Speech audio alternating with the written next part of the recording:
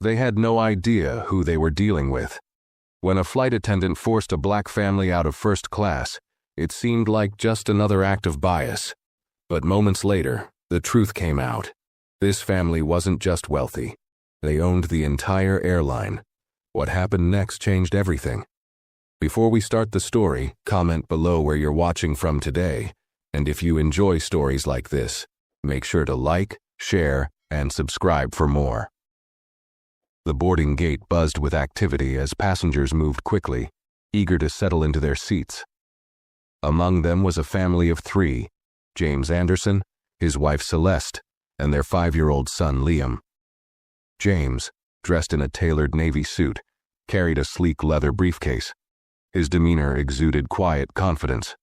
Celeste, poised and radiant in a flowing ivory dress, held Liam's tiny hand as he skipped beside her, giggling. The family looked forward to their trip, a much-needed break from their hectic lives.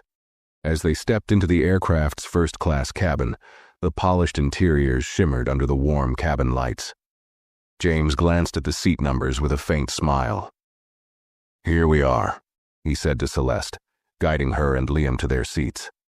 Passengers nearby offered brief, polite nods, and the Andersons began settling in. Celeste helped Liam climb into his seat, handing him a small toy airplane that lit up his face with excitement. While James stowed their carry-ons in the overhead compartment, a flight attendant named Veronica Summers observed the family from across the cabin.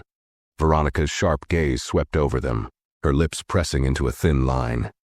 She adjusted her crisp uniform as if preparing for action and strode briskly toward their seats.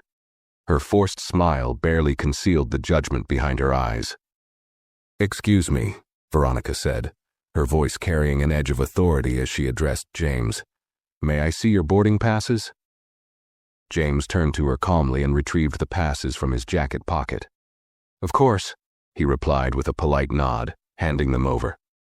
Celeste looked up, sensing a hint of tension in Veronica's tone. Liam, oblivious to the exchange, played happily with his toy. Veronica examined the tickets with a scrutiny that felt unnecessary. Her eyebrows knitted together as she double-checked the details. "First class?" she questioned, her voice faltering slightly as if the words were hard to believe. James nodded once more, maintaining his calm. "Yes, these are our seats," he replied evenly. His tone was measured, but Celeste caught the flicker of annoyance in his eyes. Veronica hesitated, her discomfort palpable. "I'm sorry, but I need to verify something with the front desk. Please remain seated," she said curtly before turning and walking away. Her footsteps were quicker now, her movements tense. As Veronica disappeared behind the curtain, James sat back in his seat, his face unreadable. "What was that about?" Celeste asked softly, her voice laced with concern. James placed a reassuring hand on her arm. "Probably a routine check. Don't worry about it," he said, though there was a slight tightening around his mouth that suggested otherwise. In the galley, Veronica was on the phone with a ground staff member, her voice low but urgent. "I have a situation here," she said, glancing back toward the cabin. "There's a family in first class, and I'm not sure their tickets are valid. Could you confirm their booking?" The ground staff member sounded confused. "The Andersons? Their tickets were purchased weeks ago, fully confirmed. Is there an issue?" Veronica paused, struggling to hide her irritation. "No issue," she muttered, ending the call abruptly. But instead of returning to the Andersons with an apology, her expression hardened. She adjusted her posture, taking a deep breath before heading back to the first-class cabin. When she approached their seats again, her voice was firmer. "I'm sorry, but I need you to step aside for a moment. There seems to be an error with your booking." Celeste's brows furrowed as she exchanged a glance with James. Liam looked up from his toy, confused by the sudden tension. James rose to his feet slowly, his calm exterior masking the frustration brewing beneath. "What kind of error?" he asked, his voice steady. "I need to confirm your seating," Veronica said, avoiding his gaze. She gestured toward the galley. "If you'd follow me, please." James hesitated but nodded, signaling Celeste to stay seated with Liam. As he followed Veronica, Whispers began to ripple through the cabin. Passengers exchanged curious glances, sensing something unusual was unfolding. Celeste watched them go, her unease growing. Liam tugged at her sleeve, sensing the change in atmosphere. "Mommy, what's happening?"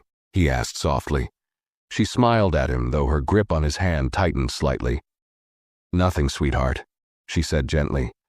"Daddy's just sorting something out."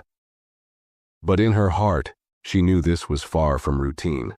Something wasn't right, and her instincts told her the situation was about to escalate.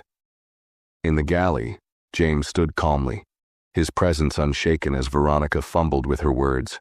"Sir," she began, her voice tinged with an unusual mix of hesitation and authority. "We're trying to clarify a seating issue. It appears that your reservation might have been flagged." James raised an eyebrow, his tone sharp yet controlled. "Flagged? I booked these tickets weeks ago, fully paid and confirmed. What exactly is the issue?" Veronica crossed her arms, a defensive stance creeping into her posture. "It's not about payment.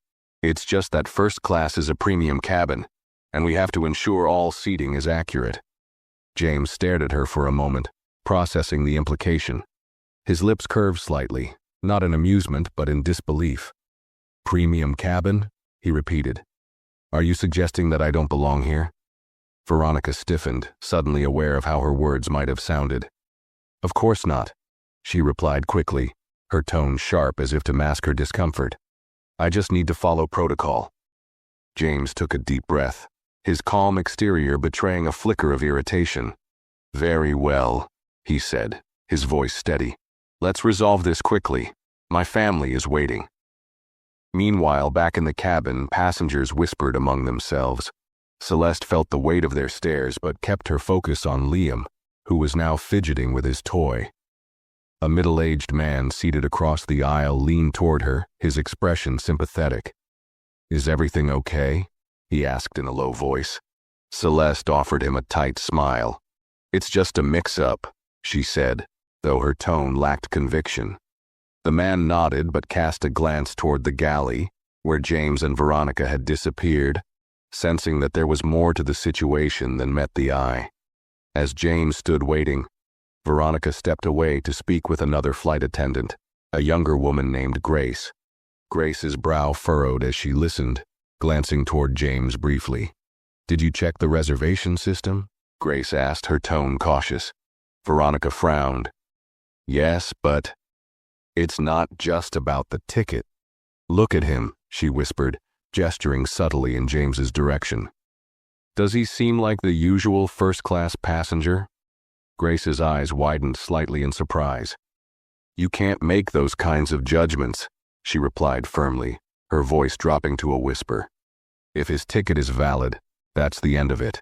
Veronica huffed, brushing past Grace to return to James. "Sir," she said, her tone clipped, "I'm afraid I'll have to ask you and your family to move to the main cabin until this is sorted out." James tilted his head slightly, his expression unreadable. "On what grounds?" he asked, his voice carrying a weight that made Veronica hesitate. "Like I said, it's protocol," she replied stiffly, avoiding his gaze. James's patience wore thin, his voice lowered, carrying a firmness that made Veronica flinch. "If you're suggesting we leave first class, I expect a clear and valid reason. Because at this moment, it seems like you're acting on something other than protocol." Veronica opened her mouth to respond but was interrupted by a sudden chime over the intercom. The captain's voice filled the cabin, calm yet commanding. "Ladies and gentlemen, please remain seated as we finalize some adjustments. We'll ensure your comfort for the remainder of the flight."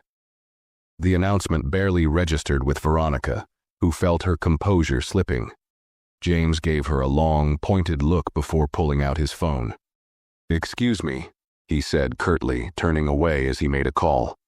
His tone was measured, but there was no mistaking the authority behind his words. "Is this still the right time?" he asked into the phone. After a brief pause, he added, "Good. Proceed as planned." He ended the call swiftly and returned his attention to Veronica, his calmness now unsettling. "Shall we return to my family?" James asked, his tone polite but firm. Veronica hesitated, her confidence shaken. She nodded stiffly and led the way back to the cabin, but something about James's composure made her stomach churn. As they approached the first-class section, all eyes turned toward them.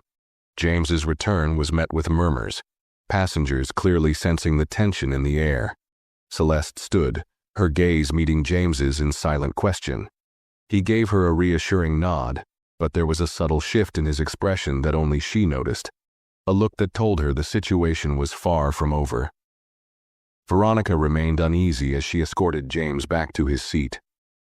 Her mind raced, but she maintained her professional facade.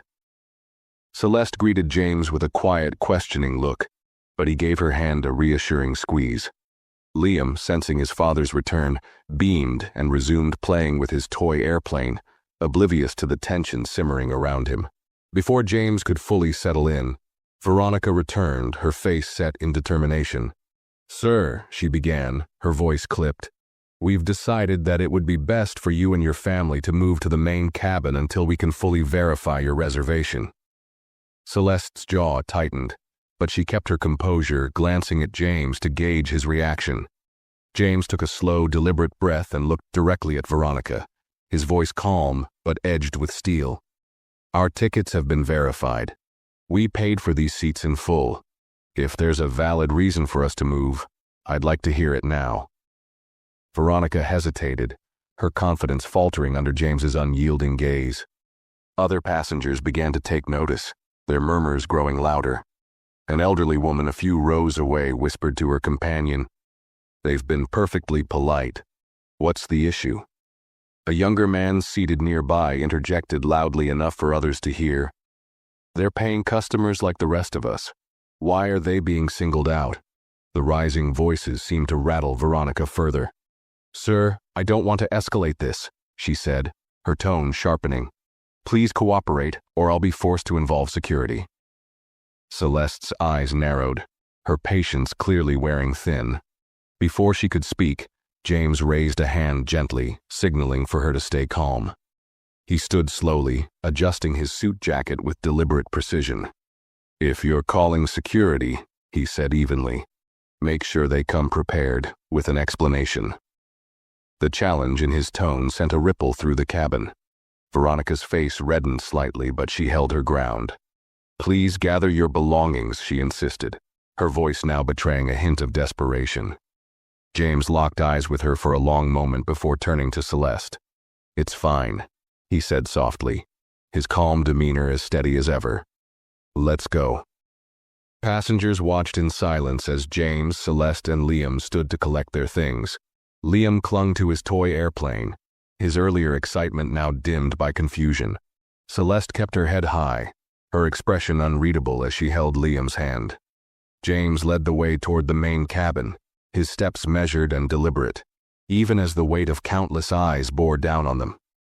As they walked, James reached into his pocket and sent a quick message on his phone, his face betraying nothing. They were directed to cramped seats in the middle row of the main cabin. James helped Celeste settle Liam into his new seat before sitting beside them. The contrast between the space and luxury of first class and the tight confines of the main cabin was stark, but neither James nor Celeste showed any outward reaction. Meanwhile, Veronica returned to the galley, her nerves fraying as she overheard the murmurs from first-class passengers. "That wasn't right," one man muttered. "They had tickets. Why treat them like that?" Another added, "This is going to backfire." Veronica ignored the comments, but her discomfort grew. As she reached the galley phone, it buzzed, startling her. She picked it up hesitantly, her voice shaky. "This is Veronica," she said. The captain's voice came through, firm and no nonsense. "Miss Summers, I just received a call from the airline's executive team. They've been contacted directly by a passenger on this flight. I need to know exactly what's going on." Veronica's stomach dropped. She stumbled over her words, her confidence evaporating. It was just a routine issue," she stammered. "I thought there might have been a mistake with their tickets." There was a long pause on the other end, and when the captain spoke again, his tone carried a warning. "You need to handle this carefully. We cannot afford a situation like this. I suggest you tread lightly until further notice." Veronica hung up the phone, her palms sweaty. She glanced toward the main cabin where James sat with his family, his expression calm but with a quiet intensity that made her stomach churn. For the first time, she felt the weight of her decisions bearing down on her, and the growing sense that she had underestimated who she was dealing with. James sat in the main cabin, his posture straight and composed, as if the downgrade to a cramped seat hadn't fazed him. Celeste sat beside him, her hand resting lightly on Liam's shoulder as he played with his toy airplane. Though outwardly calm, her sharp glances toward the first-class cabin betrayed her simmering frustration. James, however, seemed unbothered. He pulled out his phone, typed a brief message, and then leaned back, observing the situation with a quiet air of control. Back in the first-class cabin, the passengers' murmurs had grown louder. A tall man in a tailored suit leaned toward Veronica as she walked past. "That family had valid tickets," he said, his tone critical. "What exactly was the problem?" Veronica tried to keep her voice firm, though her nerves were clearly frayed. "It's just a procedural matter. Everything's under control." The man frowned but didn't press further, though his disapproval was evident.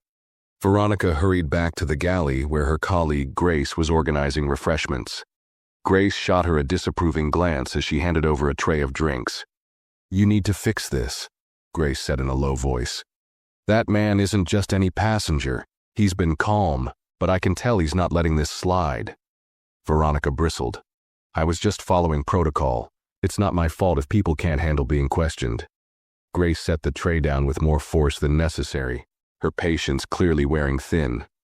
"Protocol doesn't mean you single people out based on assumptions, and now you've turned the entire cabin against you." Veronica opened her mouth to retort but stopped when the galley phone buzzed again. Her stomach twisted as she picked it up. This time the voice on the other end wasn't the captain's. It was the airline's executive office. "Miss Summers," a calm but firm voice said, "we've received a direct complaint from a passenger on your flight. It's regarding the handling of a seating issue in first class." Veronica's breath caught. "I was just following." The voice cut her off sharply.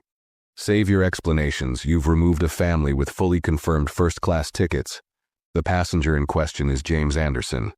I suggest you look up his name in the system immediately." Veronica's hand trembled as she ended the call. She turned to the nearby service computer, her fingers fumbling over the keyboard. When James Anderson's profile appeared on the screen, her heart sank.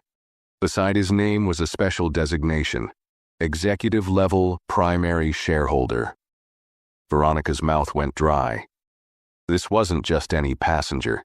James Anderson wasn't simply wealthy, he was one of the airline's owners. Back in the main cabin, James watched as Veronica emerged from the galley, her face pale and her steps less confident. She approached their row hesitantly, her usual air of authority conspicuously absent. "Mr. Anderson," she began, her voice low and uneven. "I'd like to apologize for the inconvenience. It seems there was an error on my part." James turned to her slowly, his expression calm but unreadable. "An error," he repeated, his tone neutral. "You removed my family from first class based on what exactly?" Veronica swallowed hard, her words faltering. I made a mistake in verifying your reservation. I assure you it won't happen again." Celeste looked at Veronica sharply, her composure cracking. "You embarrassed my family in front of an entire cabin. You made assumptions about us without any cause. Do you really think an apology is enough?" Liam looked up at his mother, sensing her anger, and shifted uncomfortably in his seat. James placed a calming hand on her arm. "Celeste," he said softly, his voice steady, "let's not escalate this here." He turned back to Veronica, his gaze piercing. "I'll handle this matter directly with your superiors," he said, his tone controlled but firm. "For now, we'll remain where we are." Veronica nodded stiffly, unsure how to respond. She retreated back to the galley, her steps quick and unsteady. The full weight of her mistake was sinking in, but she still didn't grasp how far-reaching the consequences would be. James leaned back in his seat, a faint smile playing at the corners of his lips. He had made his move, and now it was only a matter of time. Veronica returned to the galley, her hands trembling as she gripped the counter for support. The realization of who James Anderson truly was left her reeling. She replayed every interaction with the family, each one now a glaring indictment of her actions. She glanced nervously at Grace, who was watching her with a mix of disappointment and pity. "Did you know?" Veronica whispered, her voice shaky. Grace sighed, shaking her head. "No, but it doesn't matter. You treated them unfairly, and now it looks like you're going to answer for it." Veronica's stomach churned. Before she could respond, the galley phone buzzed once more. She hesitated, her fingers hovering over the receiver before finally picking it up. The captain's voice was tense. "Miss Summers," he said, his tone leaving no room for argument. "I've just received another call from the executive office. Mr. Anderson's identity has been confirmed and they're not happy.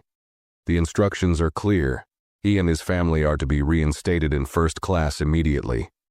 And you're to personally deliver an apology." Veronica's grip on the phone tightened. "Understood," she managed to reply, her voice barely above a whisper. When the line went dead, she leaned against the counter, her heart racing. Grace crossed her arms, her gaze unrelenting. "You brought this on yourself. Do the right thing before it gets worse." Summoning what little courage she had left, Veronica prepared herself. She adjusted her uniform and walked back toward the main cabin. Every step felt heavier than the last, the weight of her mistake pressing down on her. As she approached the Anderson family, passengers turned to watch, their curiosity palpable. "Mr. Anderson," Veronica began, her voice softer than anyone had heard it before. "On behalf of the airline, I'd like to sincerely apologize for the inconvenience and the way your family has been treated. It was an error in judgment, and I take full responsibility." Celeste raised an eyebrow, her expression a mix of anger and disbelief. "Now you realize it's an error?" she asked, her voice cold. Veronica's face flushed, but she kept her tone professional. "The executive office has instructed that your family be returned to first class immediately. I will personally ensure that your seats are ready, and that no further disruptions occur." James looked at her for a long moment, his expression unreadable. Then, with a small nod, he stood and gestured for Celeste and Liam to follow. Celeste held Liam's hand tightly as they walked past Veronica, her back straight and her gaze forward. Liam, still unaware of the gravity of the situation, clutched his toy airplane as he skipped slightly beside his mother. When they reached first class, Veronica busied herself preparing their seats, ensuring every detail was perfect. She placed sparkling water on the tray tables and adjusted the pillows with trembling hands. James, Celeste, and Liam settled in, their demeanor calm but distant. As Veronica stepped back, she offered a final apology. "If there's anything else you need, please let me know." James nodded slightly, his tone polite but firm. "We'll let you know." Veronica retreated to the galley, her face pale and her nerves frayed. She had followed the captain's orders, but the damage was already done. The murmurs in first class had subsided, but the disapproving looks from the passengers lingered. Grace, standing quietly in the galley, shook her head as Veronica returned. "It's not over," Grace said quietly. "You know that, right?" Veronica didn't respond. She knew Grace was right. James's calm demeanor wasn't one of forgiveness. It was the calm of someone who had already set the wheels of accountability in motion. And for the first time, Veronica understood that the repercussions of her actions were only just beginning. As the flight settled back into a semblance of normalcy, Veronica tried to focus on her remaining duties, but her mind was clouded with anxiety. Every glance from the passengers felt like a silent judgment, every interaction a reminder of her earlier mistake. She glanced toward the first-class cabin where James and his family sat. They seemed composed, yet their presence weighed on her heavily. James, however, was far from passive. Sitting upright in his seat, he tapped methodically on his phone, his movements deliberate. Beside him, Celeste leaned back, her expression unreadable, while Liam happily sipped juice from a small carton. The serene picture they painted only added to the growing unease in the cabin. Veronica wasn't the only one feeling the tension. Grace, quietly observing, had overheard murmurs among the first-class passengers. "Do you think they'll file a formal complaint?" one man whispered to his companion. Another passenger responded, "If it were me, I'd take it straight to the top." In the galley, the phone buzzed once again. Veronica froze, the sound now synonymous with dread. She picked it up hesitantly, her voice shaking. "This is Veronica." The captain's voice was sharper this time. "Miss Summers, I've just received another update from the executive office. Mr. Anderson's legal team is monitoring the situation closely. They've requested a full account of events, and they'll be waiting upon landing. I suggest you prepare yourself." Veronica's grip tightened on the receiver. "Yes, Captain," she replied weakly before hanging up. The message was clear. James Anderson wasn't letting the incident fade into the background. Back in first class, James finished typing another message and leaned back, finally setting his phone down. Celeste glanced at him curiously. "You've been quiet," she said softly, her tone filled with understanding. James looked at her, his expression calm but resolute. "This isn't just about us," he replied. "This is about accountability. People like her need to understand that actions have consequences." Celeste nodded, her gaze softening. She knew her husband's approach, measured, deliberate, and effective. It was what had propelled him to where he was today, a man of influence who never tolerated injustice, no matter how small. Meanwhile, Veronica paced in the galley, her nerves unraveling. Grace approached her cautiously. "What's the plan now?" Grace asked. Veronica shook her head, her voice barely audible. "I don't know. I never thought something like this would spiral so far." Grace's expression hardened. "You should have thought about that before treating them the way you did. Now it's out of your hands." Veronica glared at her but said nothing, the truth of Grace's words cutting deeper than she wanted to admit. The remainder of the flight dragged on, the hum of the engines doing little to mask the tension. Passengers in first class occasionally glanced toward James and his family, their expressions a mix of curiosity and respect. Others simply pretended not to notice, though their whispered conversations betrayed their interest. As the plane began its descent, the captain's voice came over the intercom. "Ladies and gentlemen, we'll be landing shortly. Please ensure your seatbelts are fastened, and your tray tables are in their upright positions. Cabin crew, prepare for landing." James adjusted his seat and leaned toward Celeste. "This will be over soon," he said quietly. She gave him a small, supportive smile, her hand resting briefly on his. In the galley, Veronica stared at the clock, her chest tightening with every passing minute. She knew the landing would bring no relief, only more questions, more judgment, and likely more consequences. Grace's warning echoed in her mind. It's not over. And Veronica knew, deep down, that the worst was yet to come. The plane touched down smoothly, the familiar jolt signaling the end of the flight. For most passengers, it was the start of a routine disembarkation. For Veronica, it felt like the beginning of her reckoning. She stood stiffly near the galley, her hands gripping the counter as passengers began collecting their belongings. Her eyes flicked toward first class, where James Anderson remained seated, calm and unhurried. Celeste leaned toward James as Liam sat quietly, swinging his legs. "What's the plan?" she asked softly, her voice barely audible above the sounds of passengers preparing to leave. James's expression didn't change. "We wait," he replied simply. "Everything is already in motion." As the first-class passengers began filing out, many cast curious glances at James and his family. One man stopped briefly by James's seat, hesitating before speaking. "I'm sorry for what happened earlier," he said, his voice low but earnest. "It wasn't right." James looked up at him, offering a small nod. "Thank you," he replied. The man nodded back and continued toward the exit, his expression thoughtful. Veronica stood near the plane's main door, forcing herself to smile at departing passengers. Each polite nod and murmured farewell felt heavier than the last. She couldn't help but glance back at first class, where James and his family remained seated. Their refusal to join the crowd of disembarking passengers made her stomach churn. The galley phone buzzed and Veronica jumped, startled.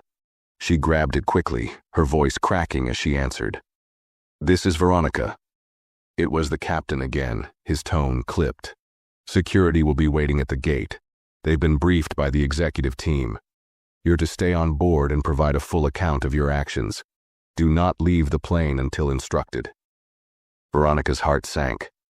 "Understood," she whispered, her voice barely audible. As she hung up, Grace approached her, her expression grim. "They're here, aren't they?" Grace asked. Veronica nodded numbly. "Security. The executives. Probably the board." Grace sighed, shaking her head. "I told you this wasn't over." As the last few passengers left the plane, the cabin grew eerily quiet. Veronica turned to see James rise from his seat, smoothing his jacket as he helped Celeste gather their belongings. Liam clutched his toy airplane tightly, looking up at his parents with a curious expression. Veronica stepped forward hesitantly, her voice shaking. "Mr. Anderson, I want to apologize again for—" James raised a hand, cutting her off mid-sentence. His tone was calm but final. "Save it. The people waiting outside will hear everything you have to say." Celeste shot Veronica a cold glance as she took Liam's hand and stepped into the aisle. James followed behind them, his presence commanding without effort. As the family approached the plane's exit, 2 uniformed security officers stepped aboard. They exchanged brief nods with James before their eyes landed on Veronica. "Miss Summers?" one officer asked, his tone firm. Veronica's throat tightened. "Yes," she managed, her voice barely above a whisper. "We'll need you to remain on the plane for questioning," the officer said. "Please follow us to the galley." James paused briefly at the door, turning back to look at Veronica. His expression remained calm, but there was a sharpness in his eyes that sent a chill through her. Without another word, he stepped off the plane, his family following closely behind. As they disappeared into the terminal, Veronica felt the full weight of her actions pressing down on her. The officers gestured for her to move toward the galley, and she obeyed, her legs trembling. The realization hit her with brutal clarity. Her future was no longer in her hands. As the Anderson family stepped into the terminal, the atmosphere shifted around them. The usual bustle of passengers was interrupted by the sight of 2 executives in tailored suits waiting nearby. They stood stiffly, their professional demeanor masking their nervous energy. One of them, a tall man with silver-rimmed glasses, stepped forward to greet James. "Mr. Anderson," the man began, his tone apologetic but formal. "I'm Richard Hale, Vice President of Operations. On behalf of the airline, I want to extend our deepest apologies for the unacceptable treatment you and your family experienced today. We are taking this matter very seriously." James nodded slightly, his expression unreadable. Celeste stood beside him, holding Liam's hand, her posture as composed as ever. "I trust you are," James replied, his tone calm but cutting. "This isn't just about us. It's about the standards your airline claims to uphold and how they failed today." Richard swallowed visibly, adjusting his tie. "You're absolutely right, Mr. Anderson.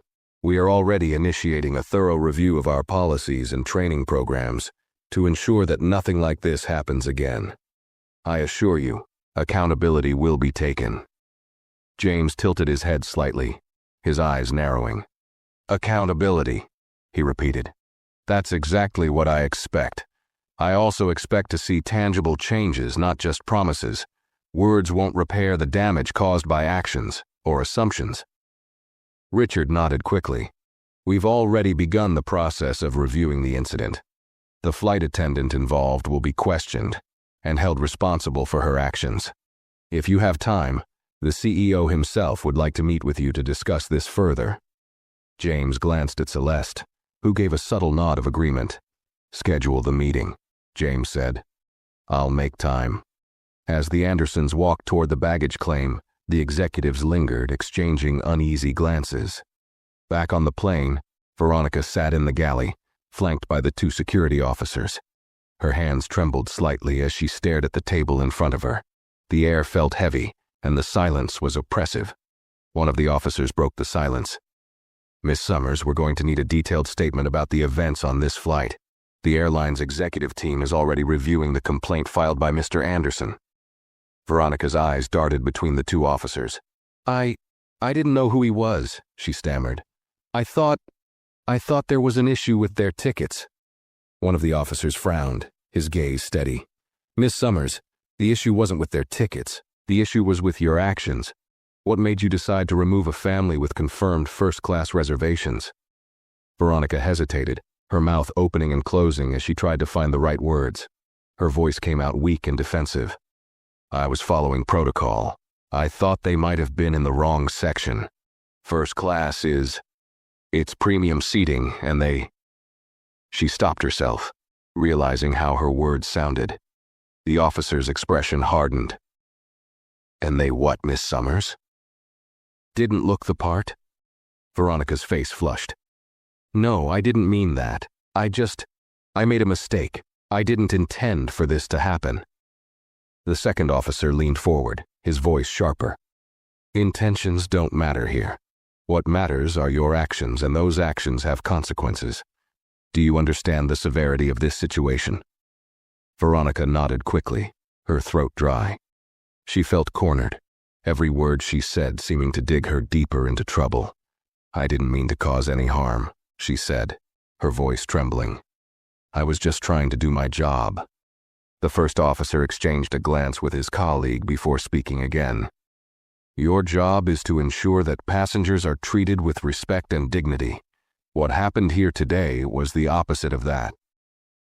As Veronica sat in stunned silence, the weight of their words settled over her. For the first time, she began to fully grasp the gravity of her actions, not just for her own career, but for the harm she had caused to the Anderson family. Her stomach churned as she thought of James's calm, piercing gaze and Celeste's quiet but powerful presence. She had underestimated them, and now she was facing the fallout.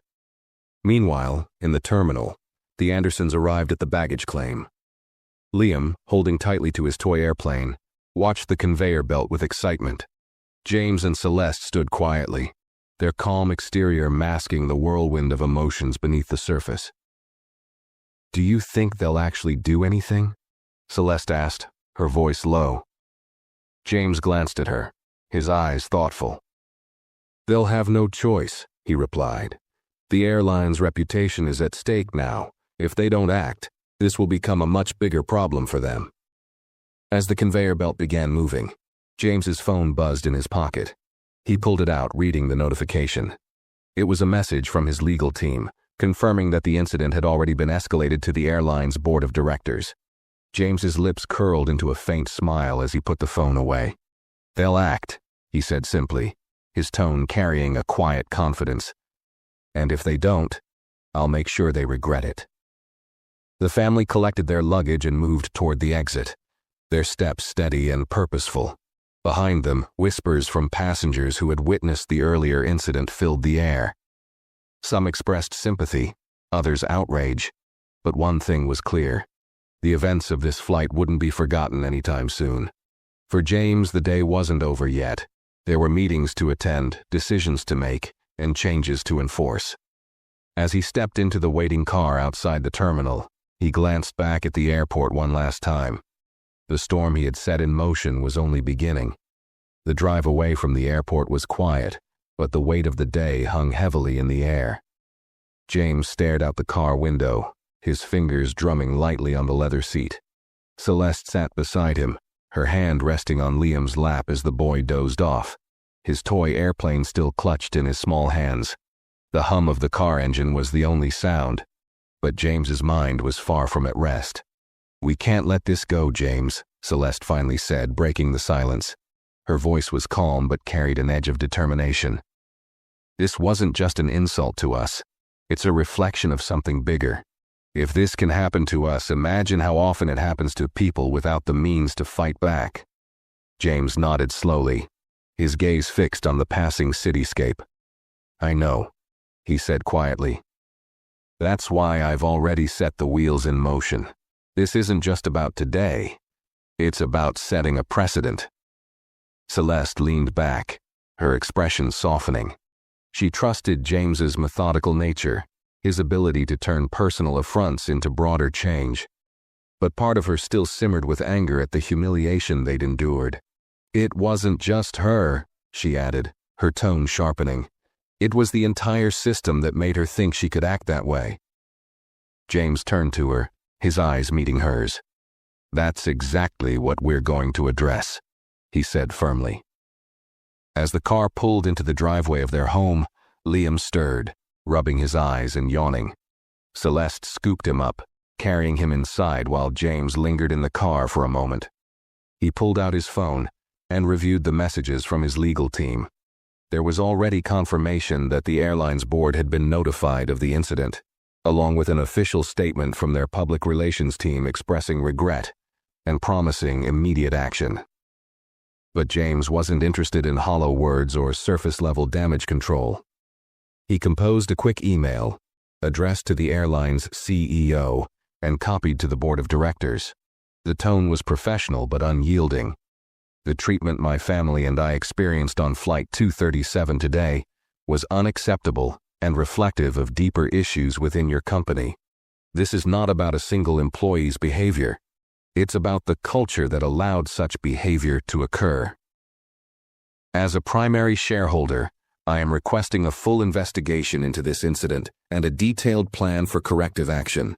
This includes the implementation of mandatory sensitivity and bias training for all employees, the establishment of stronger accountability measures, and a public commitment to ensuring respect and fairness for every passenger. I will expect a formal response within 48 hours, outlining your proposed steps.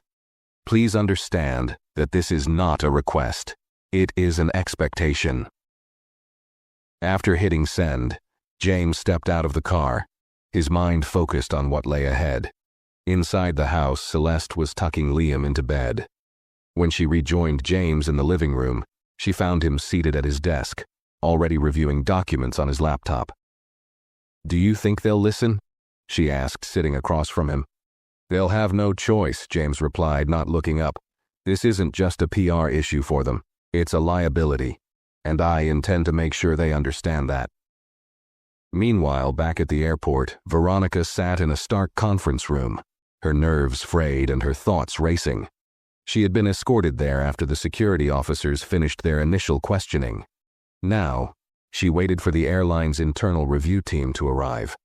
The room was cold and quiet, save for the ticking of a clock on the wall. When the door finally opened, 3 individuals entered: a man in a gray suit, a woman with sharp features and a clipboard, and a younger man who carried a laptop. They took their seats across from Veronica, their expressions neutral, but their presence imposing. "Miss Summers," the woman began, her tone brisk. "We've been tasked with conducting a preliminary review of the incident that occurred on Flight 237. This is not a formal hearing, but we will be documenting your account in detail. Do you understand?" Veronica nodded stiffly, her voice caught in her throat. "Yes." The man in the gray suit adjusted his glasses and leaned forward. "Let's begin with a basic question. What made you decide to remove Mr. Anderson and his family from their first-class seats?" Veronica hesitated, her mind scrambling for the right words. I thought there was a mistake," she said weakly. "I thought their tickets might not have been valid."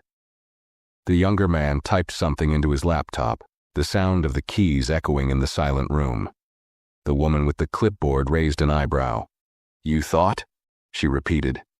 "Based on what exactly?" Veronica's face flushed.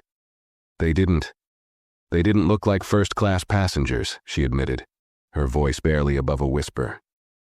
The room fell silent, the weight of her words hanging in the air. The woman with the clipboard exchanged a glance with her colleagues before speaking again. "Miss Summers, do you understand how problematic that statement is? First-class passengers are not defined by appearance." Veronica nodded quickly, her palms sweaty. "I realize that now," she said, her voice trembling. "I made a mistake. I was just trying to do my job." The man in the gray suit leaned back, his expression unreadable. "Your job," he said slowly, "is to uphold the airline's policies and ensure a positive experience for all passengers. Today, you failed to do that in a way that has significant implications, not just for you, but for the entire company." Veronica stared down at her hands, the enormity of her mistake sinking in. She had thought she was exercising authority, but instead she had exposed the cracks in her judgment, and now she was facing the consequences. The review team continued questioning her for what felt like hours, dissecting every decision she had made during the flight. By the time the session ended, Veronica felt hollow, as if the life had been drained from her. She knew her future with the airline was hanging by a thread, and she wasn't sure how much longer it would hold. As she was escorted out of the room, she caught a glimpse of a large screen displaying news headlines. One caught her eye, making her stomach drop. "Primary airline shareholder demands reform after discriminatory incident on board." Veronica's heart sank further. It was clear this was only the beginning of the fallout. The news of the incident spread like wildfire. By the time the Anderson family arrived home, headlines were already flooding social media and news outlets. Titles ranged from "Airline in hot water after mistreatment of shareholder's family" to "Discrimination on board, family forced to move despite first-class tickets." Each article painted a damning picture of the airline's policies, or lack thereof. James sat in his home office, scrolling through the coverage. The response was overwhelming. Public sentiment leaned heavily in his favor, with users on social media expressing outrage and sharing their own stories of bias and unfair treatment. Many tagged the airline directly, demanding answers and accountability.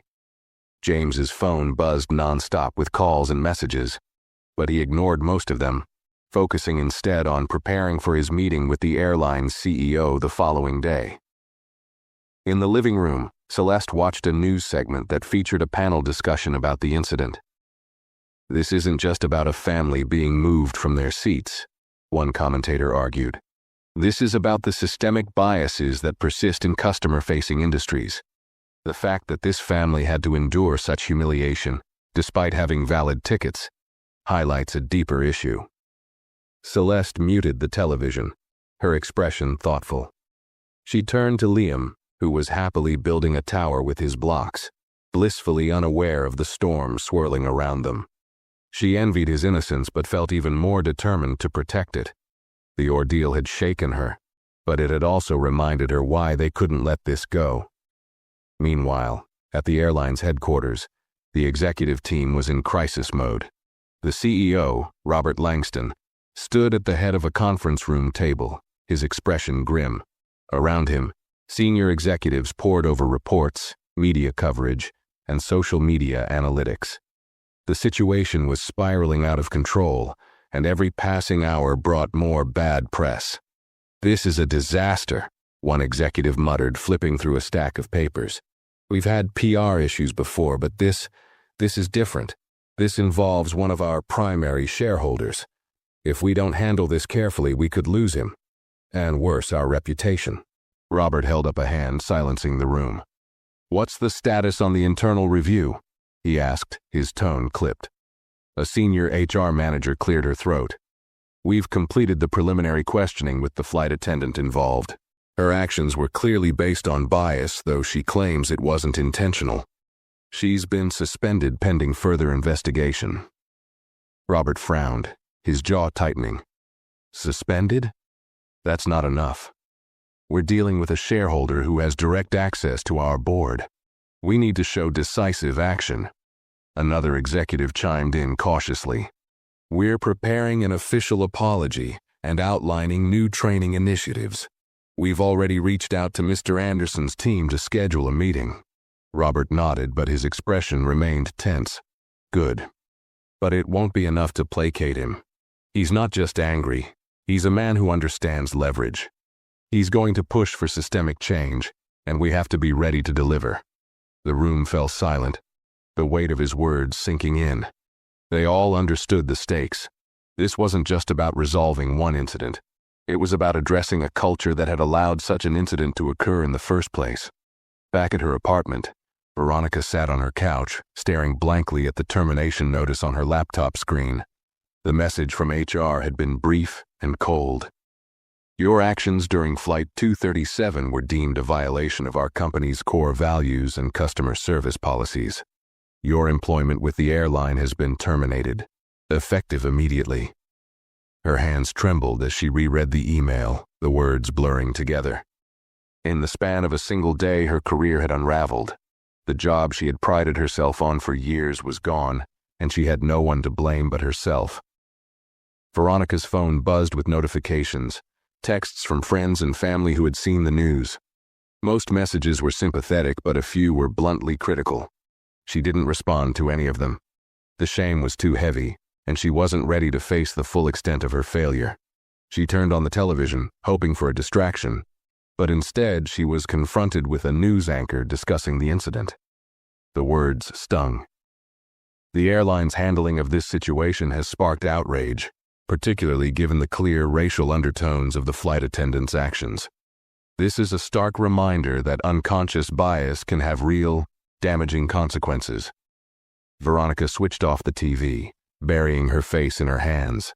She had thought her actions were harmless, that she was just following protocol.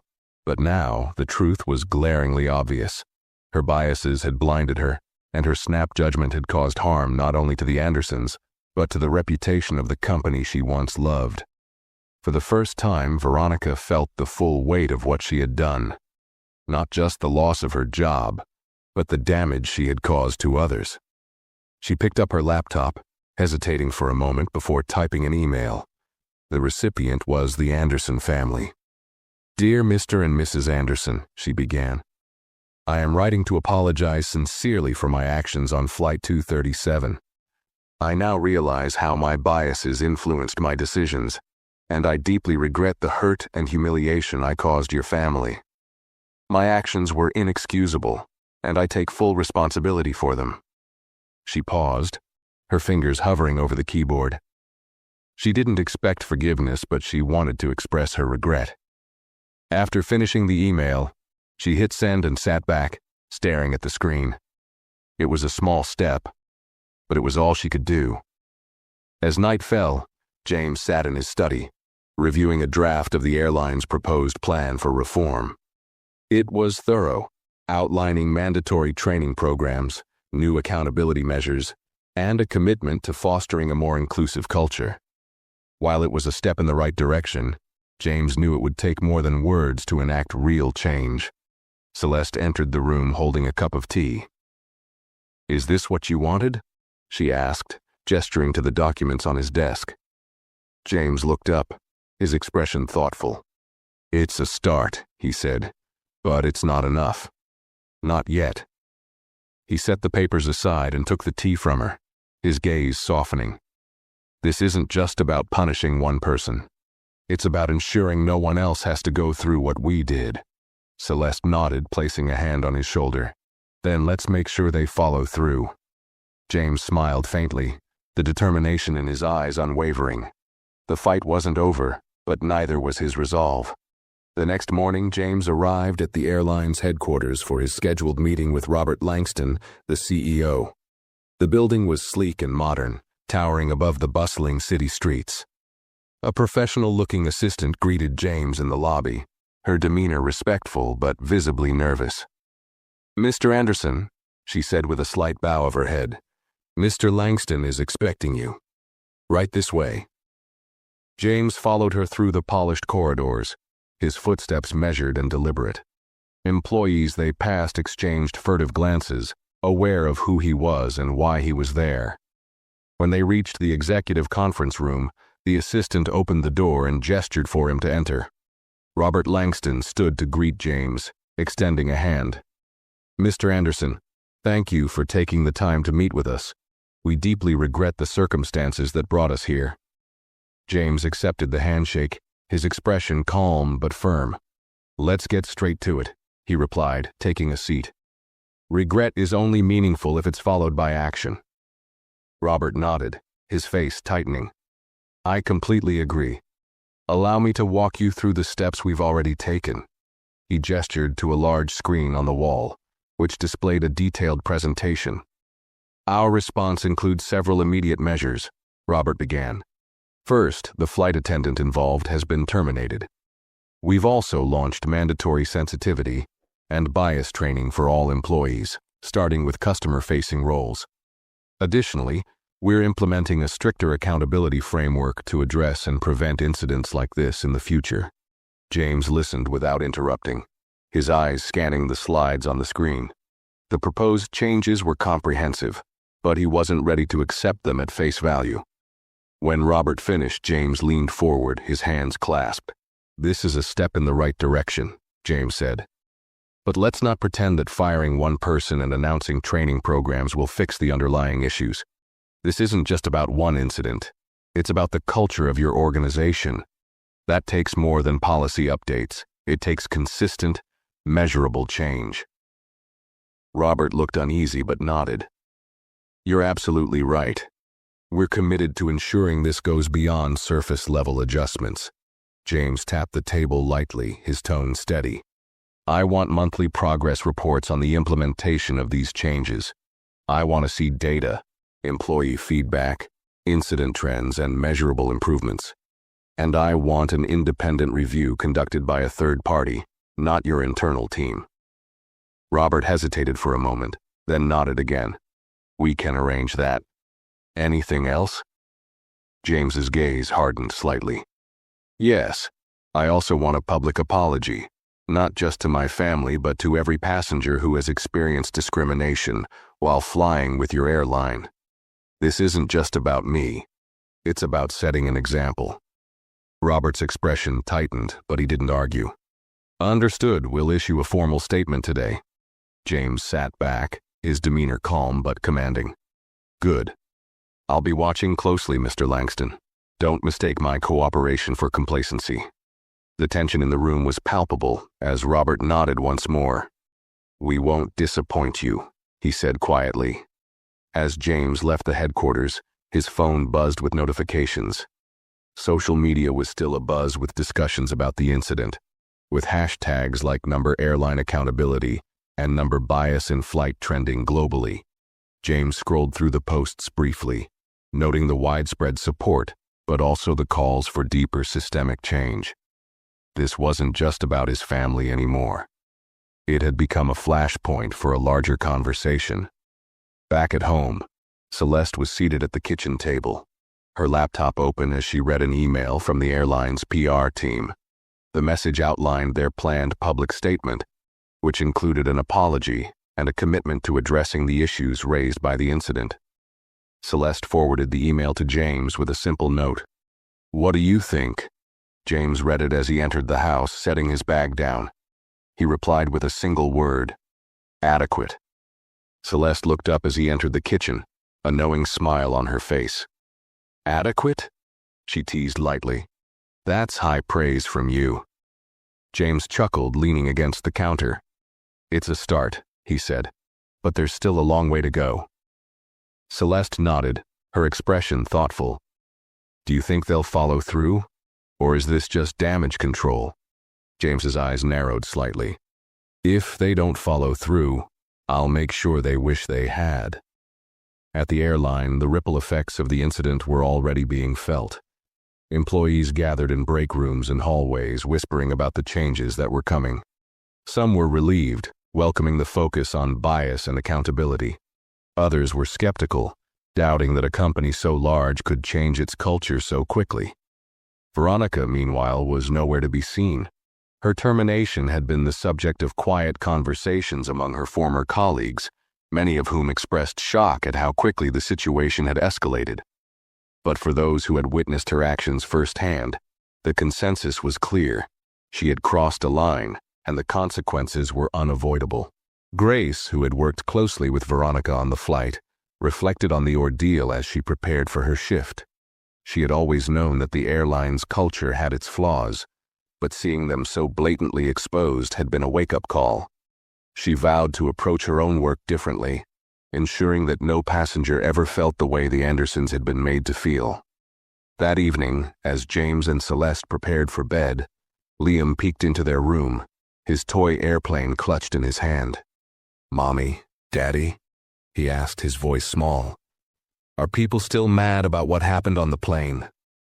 James knelt down, pulling Liam into a gentle hug.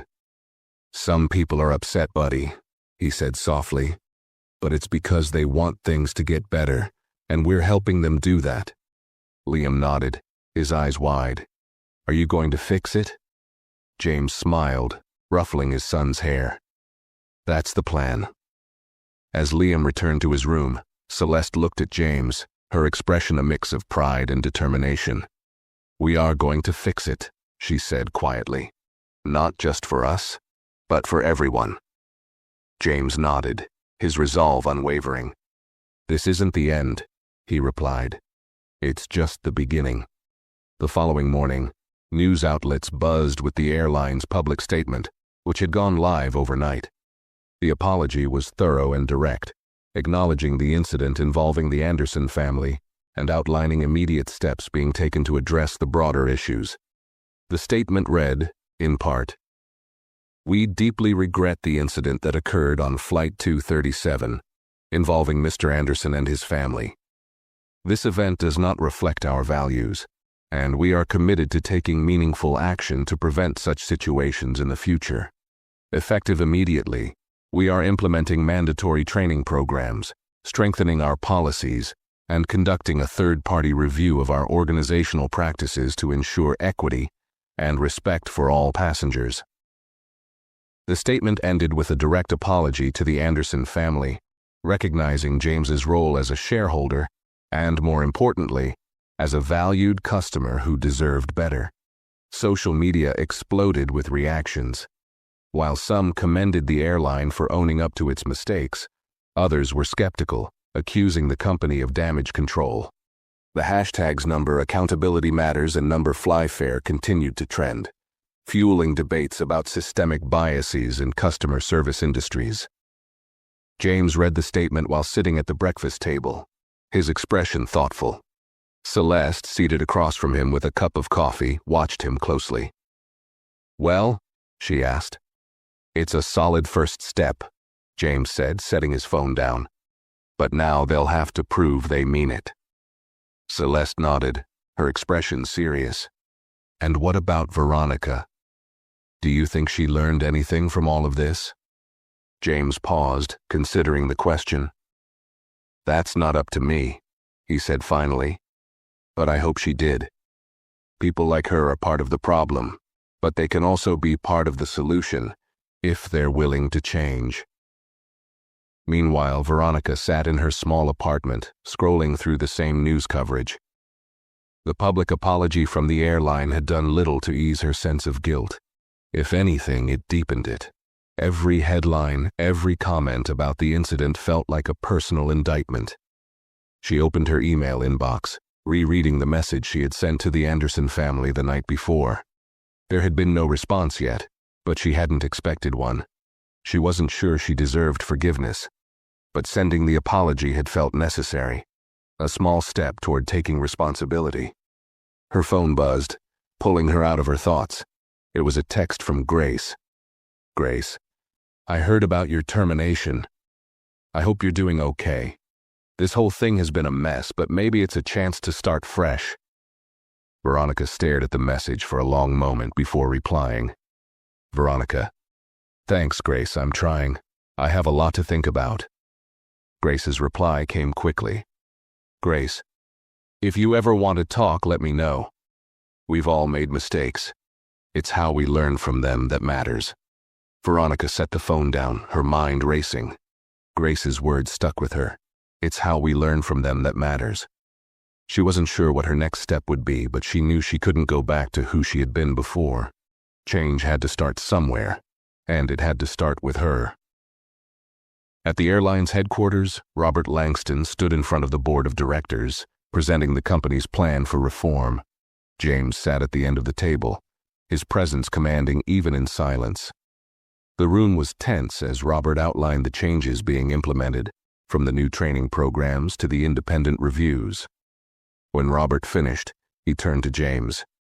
Mr. Anderson, we're confident that these measures will address the issues you've raised.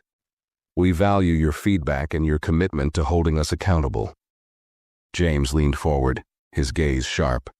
This is a good start, he said. But it's just that, a start. I'll be watching closely to ensure these changes are more than just promises on paper.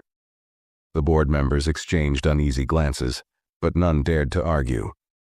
James's influence was clear, and his resolve left little room for doubt. As the meeting adjourned, one of the board members approached James. She was an older woman with a kind but serious expression. "Mr. Anderson," she said, "I want you to know that some of us on the board are fully behind you. This is the kind of accountability our airline has needed for a long time." James nodded, offering a small smile. "I appreciate that," he said. "Now let's make sure it happens." Later that day, as James returned home, he found Celeste in the backyard, watching Liam play with a toy plane. The boy ran around, laughing as he mimicked the sound of an engine. James stood beside her, slipping an arm around her waist. "Meeting went well," he said simply. Celeste smiled. "I'm glad. Did you give them the usual no excuses talk?" James chuckled. "Something like that." They watched Liam for a moment in comfortable silence. Finally, Celeste spoke, her voice soft. "Do you think we'll ever stop having to fight these battles?" James sighed, his expression thoughtful. "Probably not," he admitted. "But every fight brings us closer to something better. And as long as we keep pushing, change is inevitable." Celeste leaned her head against his shoulder.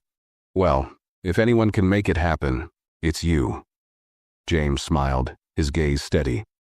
"It's us," he corrected. "We're in this together." As Liam's laughter filled the air, the weight of the past few days began to lift. The journey wasn't over, but they were ready for whatever came next. The ripple effects of the incident on Flight 237 continued to spread, transforming conversations about bias and accountability, not just within the airline, but across the aviation industry. News outlets reported on the airline's reforms, hailing it as a turning point for how companies address systemic issues. Other airlines announced similar reviews of their policies, spurred by the public pressure and the undeniable influence of James Anderson's actions. The Anderson family's story became more than just a headline. It became a catalyst for change. Advocacy groups used the incident as a rallying cry, demanding better training and policies across customer service industries. Social media platforms buzzed with stories from passengers who had faced similar discrimination, their voices amplified by the spotlight on the airline's response. At home, James and Celeste watched the developments with cautious optimism. It wasn't about the attention or the accolades. It was about seeing real change take root. Their fight had never been about revenge. It had always been about ensuring that no one else would have to endure what they had. One afternoon, James received an email from the airline's CEO. The subject line simply read, "Progress Report." Inside, the message detailed the initial results of the reforms. Mandatory training programs had been launched, with over 80% of employees completing the first phase. A third-party review had begun, and initial findings highlighted areas for further improvement. There was also a personal note from Robert Langston at the end. "Thank you for holding us accountable. Your insistence on doing what's right has made our company better, and we're not done yet." James forwarded the email to Celeste, adding his own note. Step 1. Complete. On to Step 2. Elsewhere, Veronica sat in a small coffee shop scrolling through job listings on her laptop. She had spent the week since her termination reflecting on what had happened. The regret was still raw, but she was determined not to let it define her. She had begun attending workshops on unconscious bias and diversity, hoping to better understand where she had gone wrong and how she could do better. As she sipped her coffee, her phone buzzed with an email notification. It was a reply from the Anderson family, one she hadn't expected. "Ms. Summers," it began, "thank you for your apology. While we cannot undo what happened, we appreciate your acknowledgement of the harm caused. Growth begins with accountability, and we hope you continue to pursue it." Veronica stared at the email, a lump forming in her throat. It wasn't forgiveness, but it was a step. She closed her laptop, her resolve strengthening. She couldn't change the past, but she could build a better future, one decision at a time. A month later, James found himself on another flight with his family. This time, the atmosphere was different. The staff greeted them warmly but without hesitation, their professionalism unwavering. As they settled into their seats in first class, Celeste looked at James with a small smile. "Do you think they know who you are?" she asked playfully. James chuckled, shaking his head. "It doesn't matter if they do. What matters is that they're treating everyone the way they should." As the plane taxied down the runway, Liam leaned over, holding up his toy airplane. "We're flying again, Daddy," he exclaimed, his face lighting up with excitement. "Yes, we are," James said, smiling at his son. He glanced at Celeste, her calm, radiant presence grounding him as always. This was what it was all for. Not power, not recognition, but the simple dignity of being treated fairly. As the plane lifted into the sky, James leaned back in his seat, watching the clouds drift past the window. He knew the work wasn't finished. There would always be more to fight for, more to improve. But for now, he allowed himself a moment of peace, knowing that the journey they had started was already making a difference. And sometimes, he thought, that was enough. Thanks for watching. If you enjoyed this video, don't forget to hit the like button, share your thoughts in the comments, and subscribe to the channel for more stories like this. See you in the next one.